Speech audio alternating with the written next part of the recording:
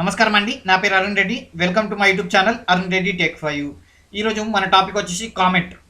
So మనం comment అంటే ఏంటి, అవి ఎన్ని రకాలో మనం ఈ వీడియోలో చూద్దాం.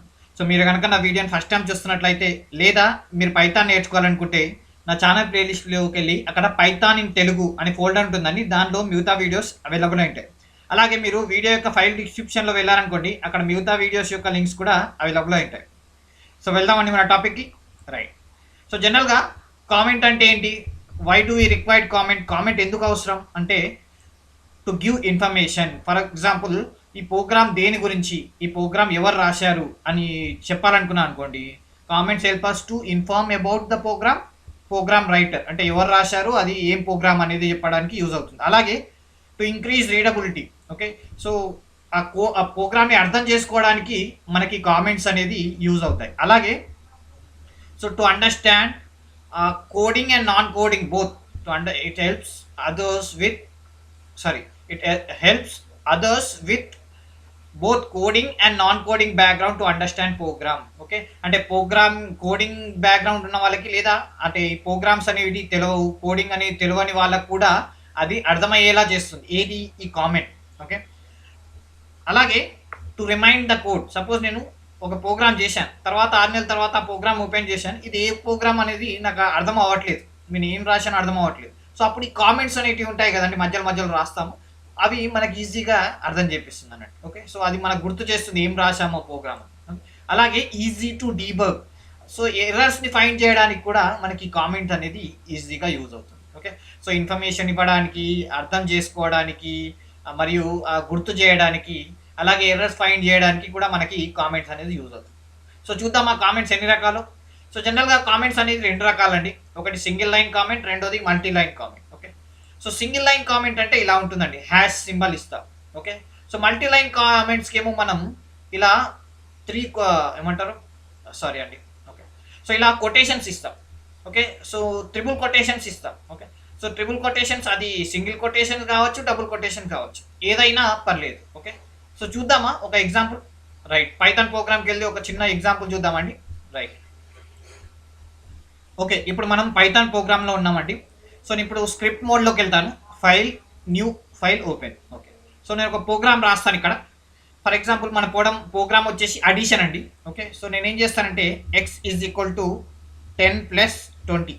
Okay, 10 + 20 enter. ఇక్కడ ప్రింట్ ఎక్స్ అని కొడతానండి. ఓకే, ప్రింట్ ఎక్స్, ఇది మన ప్రోగ్రామ్. సో ఇది అడిషన్ ప్రోగ్రామ్ కదా. సో నేను ఏం చేస్తాను, ఇక్కడ ఇన్ఫర్మేషన్ ఇవ్వాలనుకుంటున్నాను. Okay, adding 2 numbers. ఇక్కడ ఏం జరుగుతుంది అంటే యాడింగ్ 2 numbers అని నేను ఒక కామెంట్ ఇవ్వాలనుకుంటున్నాను. సో ఎలా ఇవ్వచ్చు, మనం ఏమన్నాం, హ్యాష్ సింబల్. సింగిల్ లైన్ కామెంట్కి మనం ఏం చేస్తాం, hash symbol. Okay, so hash symbol వాడి ఇక్కడ యాడింగ్ 2 numbers అని రాస్తాం, యాడింగ్ 2 numbers. సో మన ఇంటర్ప్రిటర్ ఏం చేస్తుందంటే ఈ హ్యాష్ సింబల్ తర్వాత రెడ్ కలర్లో ఉంది కదండి, దీన్ని స్కిప్ చేస్తుంది. ఓకే, ఈ ప్రోగ్రామ్ని ఈ టెక్స్ట్ని స్కిప్ చేస్తుంది. ఓకే, సో అలా మనకి ఈ కామెంట్స్ అనేవి ఈజీగా యూస్ఫుల్ అవుతాయి. సో చూద్దామా అండి. ఓకే, రైట్, సో సేవ్ చేస్తాను, సేవ్. ఓకే, సేవ్ డెస్క్టాప్ పైన సేవ్ చేస్తానండి. ఓకే, సో ప్రోగ్రామ్ వచ్చి comment, com.py. Okay, save. Right, ఇప్పుడు రన్ చేసి చూద్దామా.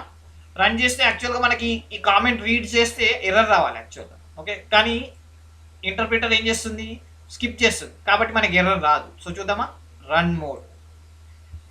చూడండి 30 అని ప్రింట్ అయింది.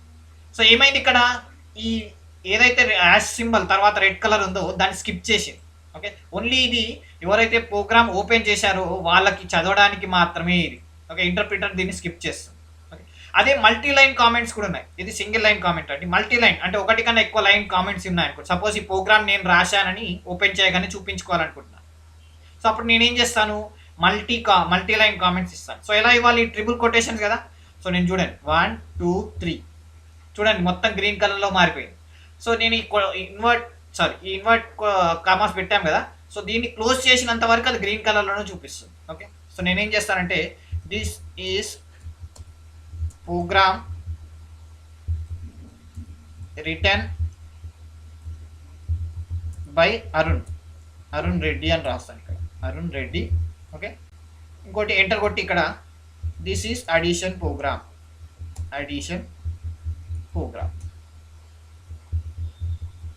అని రాసి ఇక్కడ మళ్ళీ ట్రిపుల్ కొటేషన్స్ క్లోజ్ చేయగానే చూడండి మిగతా మళ్ళీ వాపస్ బ్లాక్ కలర్లో వచ్చేసింది చూడండి.